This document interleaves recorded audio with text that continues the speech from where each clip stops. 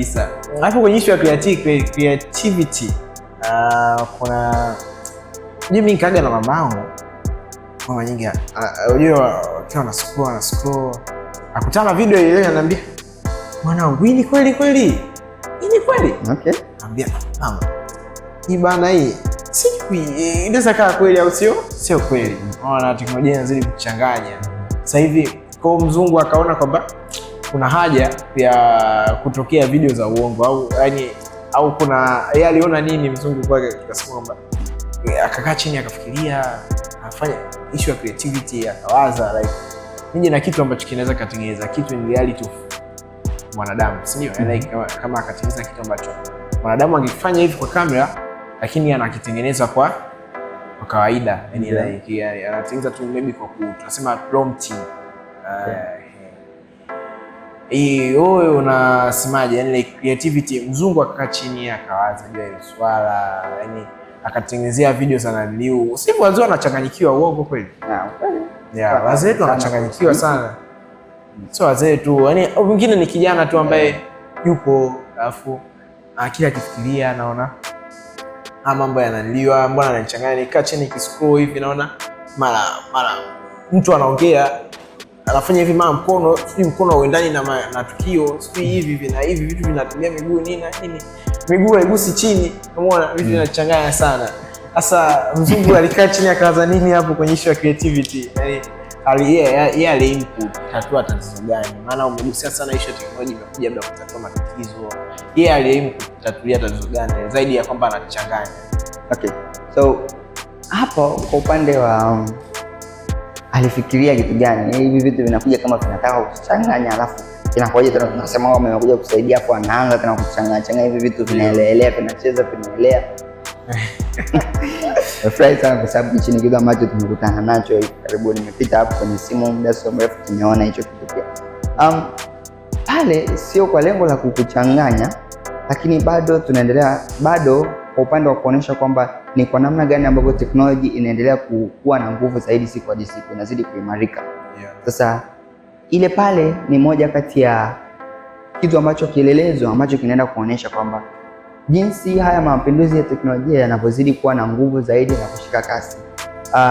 Mamlaka pia zinakaa zinajadili jinsi hizi nguvu ya teknolojia na evolution yake, jinsi tunavyoweza kucontrol, lakini kwa upande mwingine huku ni kwamba video kama hizi na nini huwa zinatuonesha uwezo wa hizi na nini, lakini kwa upande mwingine ni kwamba technology sio tu kwamba itawepo kwa ajili ya kuturahisishia vitu. Sometimes technology inakuja kwa ajili ya kuwa source pia ya income kwa wengine.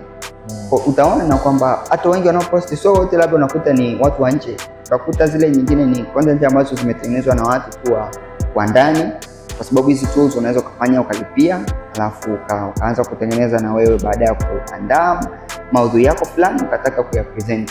Kwa nguvu ya teknolojia imewekwa pale, lakini ile pia ni source of income, kwamba mtu atakapolipia ile atumie kile kitu, maana yake kwanza imeshatengenezwa imewekwa. Okay, kumbe tunaweza tukafanya hivi. Mwingine anakuja sasa nataka na mimi nifanye, anatafuta anakuta kama unabidi ulipie kiasi fulani. Kule ni source of income, na yeye pia tunasema kama mitandao ya kijamii wakati mwingine inalipa. Kwa pia na yeye anapokuja kufanya hivyo inakuwa ni source ya kipato, lakini at the same time ina present the power of hii technology.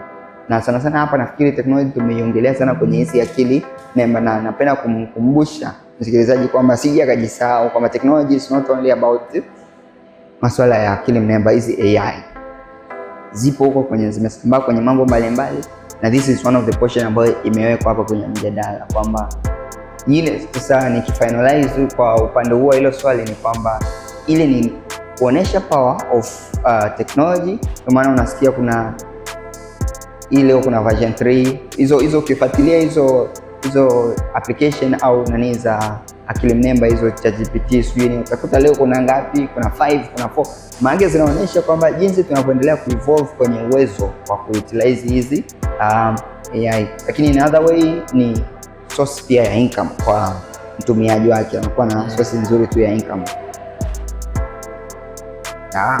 Sawa. Pia uligusia kwamba issue ya nini computer. Wewe kwa wataalamu wa lugha naomba msomo atatusaidia, lakini watabidi watusaidie kwa kweli. Sisi twende hivyo tu ni kompyuta. Kompyuta. Sasa kompyuta, mimi chukulia mfano, mimi ni kijana ambaye natamani kweli kuendelea na study ya teknolojia, lakini sina kompyuta. Na natamani kweli, yani muona so ukiwa nikaa chini naona mambo ya kasi teknolojia imezidi kuwa kubwa tu. Kompyuta kama umesema kwamba kompyuta ndo kama ilikuwa ndo ni basic ya kukua kwa teknolojia miaka kichopo nyuma, is like kompyuta ndo ilikuwa nishikilia mkono kila kitu, mabadiliko hayo yote hapo ndani ya kompyuta, si ndio? Yeah. Sasa mimi kwa wewe, kwa upande wako, au niseme wewe kwa upande wako, mimi ndo kijana namna hiyo. Je, ni kwanza ni lazima mimi niwe na kompyuta ili kuweza kuendana na speed ya teknolojia? Na kwa asiye kuwa na kompyuta ili aweze kuendana na speed ya teknolojia, na usemi gani? Mimi natamani tu kujua. Naona mambo ya AI, sio, nasikia umetaja mambo ya development, pia utatuambia hivyo vitu vyote. Mimi sina kompyuta, ila natamani tu niendane na hii speed. Yaani mimi natamani hata siku moja niwe kama wewe hapa, naulizwa swali kuhusu mambo ya teknolojia, kwa sababu tayari shaipo kufundishwa teknolojia. Unashauri au una neno gani juu ya mtazamaji mmoja ambaye anatamani, ni kijana kama wewe au hata kama ni mtu mzima, umeona, ila anatamani, kwa sababu anapoona hivi vitu wanafanya vijana, yeye mwenyewe anatamani, kwa sababu huenda kwa kipindi chake cha miaka hiyo kwamba alitamani, alikuwa anashuhudia tu labda kusikia, lakini alitamani yeye awe kati ya watu ambao wanahusika kwenye issue ya hizi revolution of technology, wanafanya. Lakini kutokana na lifestyle ya sisi wa Afrika na huku kwetu huko, ikawa ni ngumu kwake. Ila sasa hivi anapozidi kuona vitu vinakuwa vinachipuka, na yeye anatamani endane na hiyo kasi. Wewe una neno gani juu ya hilo? Okay, kwanza ndio kompyuta, napenda tukiwa tunaelezeana jambo, napenda kumfahamisha pia msikilizaji, kwa sababu naamini kwamba maudhui haya yanaenda kuwa na impact kubwa kwa msikilizaji. Sasa asije akawaza tu kwamba kompyuta ni lazima awe na kifaa hichi. Kwa mfano, hii ni moja kati ya nimeivuta hapa ili mtazamaji aweze kuona kwamba tunaongea vitu ambavyo kidogo tuko navyo.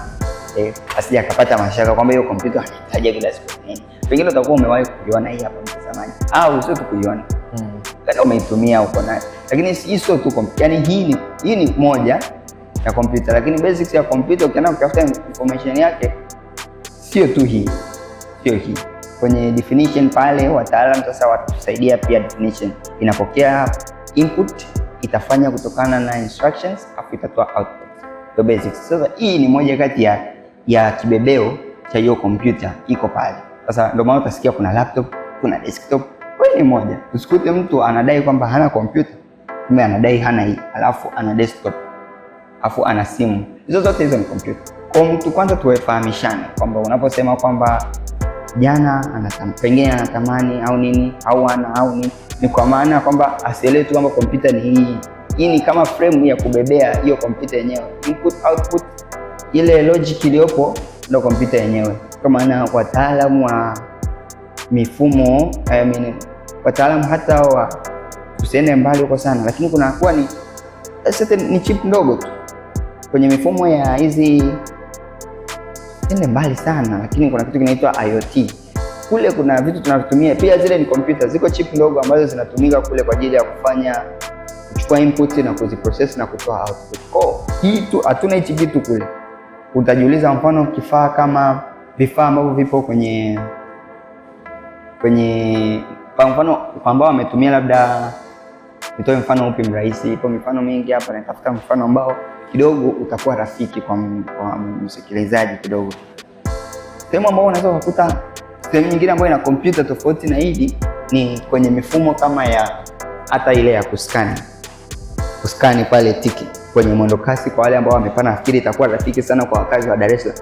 Kuskani tiketi pale, manake wameona kwamba unaweka input yako.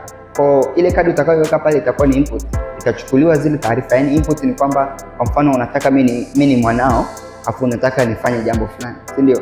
Kwa ili nifanye, kuna process ya mimi kufanya, lazima uniambie ni kitu gani unataka, kwamba nenda kaniletee chombo. Kwa mimi nitachukua hayo, nita translate ufahamu wangu, okay, anataka chumvi, then tena nitapata chumvi nitakuletea.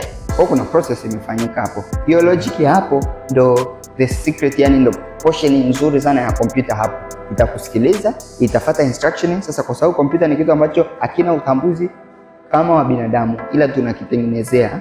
Kwa kuna set of instruction tunaziweka, ambazo set of instruction zinasubiri sasa ndio hizo programu tunazoziweka. Kwa hiyo ni kibebeo, alafu kuna nini?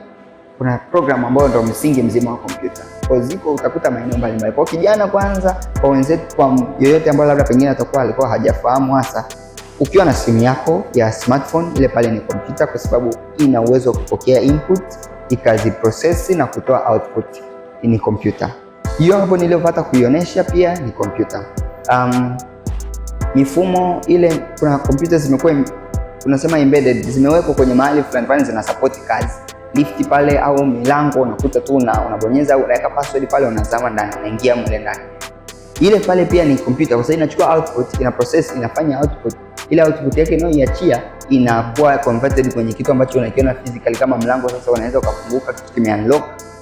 Kwa kuna process inafanyika. The entire process ndio the logic behind computer. Kwa una simu yako, una hiyo desktop lile fulani likubwa umekaa nalo pale na keyboard pembeni lina mouse, bado usilalamike kwamba hauna. Kwa faida zaidi ni kwamba sasa hivi dunia imeendelea sana. Kwa kuna internet inamwezesha mtu kusoma maeneo mbalimbali. Kwa yule ambaye ana hivyo vifaa, pengine kuna mtu alikuwa analalamika labda alitamani kuwa na kompyuta hii tunaziita personal computer, PC wanakiita kwa kifupi hizo. Sio tu hii kwamba ndo kompyuta au ndo ukiwa nayo ndo unaweza kufanya nini? Ka join kwenye technology. Simu yako inaweza kukusaidia, hii inaweza kukusaidia, desktop, hata TV. Kwa sababu kwa nini TV? TV ni source of news. Ukiwa unasikiliza hata habari, yale mabadiliko unasikiliza ya teknolojia, ya jinsi vitu vilivyokuwa vinafanywa, vinakupa wewe information about technology. Kwa sababu tumeshasema kwamba technology haija replace kile mwanadamu. For the first priority tunapo face technology ni knowledge. Kwa kama ufahamu uko nao, kuna hatua ya kwanza tayari kwenye teknolojia. Kwa wale ambao bado wana struggle kwenye kawezaje kuingia hapa na tamani ni shiriki, hatua ya kwanza ambao wanaweza kufanya ni knowledge. Ni namna gani ambao naweza nikapata maarifa? Kibilia, unaweza usio na kompyuta lakini ukawa na maarifa ya kutosha. Sasa kwa mwingine tunashuhudia, hata tunapokutana na watu tunashuhudia mwingine kompyuta yake iko nao, lakini inakuwa ngumu kidogo kutumia baadhi ya vitu kwenye kompyuta. Kwa sababu nini? Hana ile knowledge. Kwa jinsi nzuri ya kuparticipate kwenye kompyuta, unaanza kupata knowledge. Knowledge unazipata wapi? Huna kabisa labda huna nini? Kwanza kwa wale wa vijijini kidogo, japo mambo yanaonekana kama yanakuwa magumu, japo pia serikali kwa namna fulani naamini inaendelea kupush swala zima la elimu huko na kusaidia vijana waendelee kujoin huko kwenye sana nchi zetu, lakini sosi kubwa unaweza pia kwenye news. Mtu tu anaangalia habari, anaposikia kwamba Rais Samia amezindua labda kitu fulani au fulani amefanya kitu fulani, zile taarifa unaanza kuwa enlightened kwanza kichwani, kama kumbe kuna vitu vinaweza vikafanyika hivi. Kumbe mwendo kasi sio lazima tu tunatoa nauli. Mtu kijijini ashazoea anatoa 100, anatoa 200, 300 kwenye usafiri, alafu ndo anasikia kumezinduliwa huku bwana vyombo vya usafiri ambavyo utakuja pale na kadi yako utaskani, okay, anaanza kupata maudhui fulani. Kuna mtu yuko mjini hapa, hajai kupanda hiyo mwendo kasi, akifika pale inakuwa shida. Okay, sawa. Asante, naona muda wetu unatupa mkono kaka. Okay. Kwa kweli kwenye teknolojia mambo ni mengi. Hapa tutajikuta tunaongea hapa sio kumaliza. Bana, tunashukuru kwa kuweza kusikiliza tukapata kuanza this impact talk from GNW. GNW amekuwa ni ndugu, tumeweza kuzungumza nao mengi kuhusiana na teknolojia, hata mwenyewe umeona. Hivyo basi tunashukuru, pia usisahau kusubscribe. Yako mengi ambayo yameandaliwa mazuri kwa ajili ya wewe kuweza kusikiliza. Kwa usahau kusubscribe, usahau kufollow, usahau kufuatia kila updates za GNW. Tunaitwa Genie for the New World. So tunashukuru sana na Mungu awabariki.